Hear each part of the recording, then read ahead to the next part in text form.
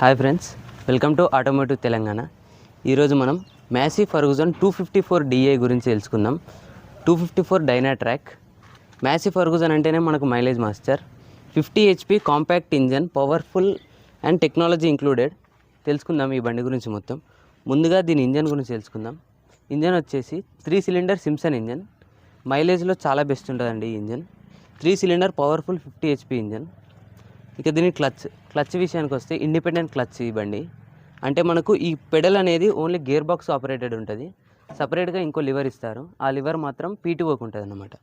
దీని gear box చాలా ప్రత్యేకమైంది. 50 HP సెగ్మెంట్లో ఇలాంటి గేర్ బాక్స్ మనకు ఇంకా ఏ ట్రాక్టర్లో చూడమండి.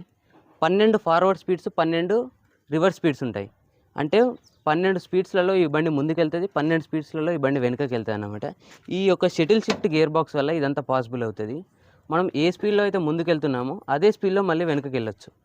అది ఈ షటిల్ షిఫ్ట్ టెక్నాలజీ అన్నమాట. ఇంకా దీని పీటీఓ విషయానికి వస్తే క్వాడ్రా పీటీఓ.